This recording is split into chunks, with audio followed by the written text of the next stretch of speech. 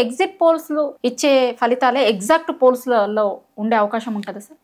చాలా సార్లు ఉండదు. హ్మ్. అంటే నిజాయితీగా ఎన్నికలు జరిగినప్పుడు రిగ్గింగ్ ఇట్లాంటివి లేకుండా డబ్బులు తర్వాత రకరకాల వస్తువులు ఇవేవి ఇవ్వకుండా అట్లా ఉన్నప్పుడు మనం చెప్పొచ్చు కొంత.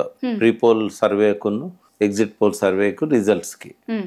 ఎక్కువ వ్యత్యాసం ఉండదు. కానీ ఇట్లాంటి ఉప ఎన్నికలల్లో మనకు అంచనా టైట్ కాంటెస్ట్ ఉన్నప్పుడు అంచనా అనేది అందదు. 6th నాటికి వచ్చిన సర్వేలలో చాలా వరకు బీఆర్ఎస్కి ఎడ్జ్ చాలా ఎక్కువ చూపెట్టారు. హ్మ్.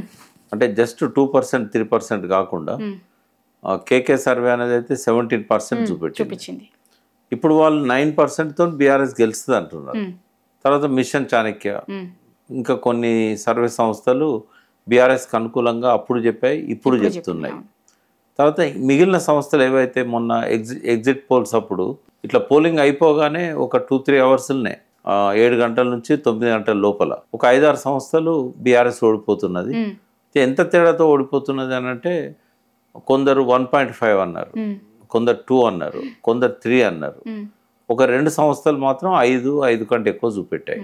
ఏ సర్వేకైనా ±3 ఉంటుంది. కాబట్టి 1.5, 2, 3 అనంటే ఎటైనా కావచ్చు ఫలితం.